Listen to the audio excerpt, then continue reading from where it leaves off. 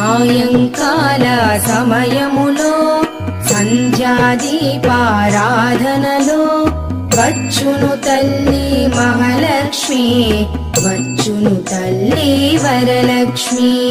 కాళ్లకు గజ్జెలు కట్టింది, మెడలో హారము వేసింది, పిలచిన వెంటనే పలికింది, అడిగినదంతా ఇచ్చింది.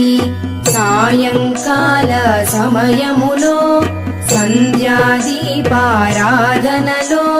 వచ్చును తల్లి మహాలక్ష్మి, వచ్చును తల్లి వరలక్ష్మి.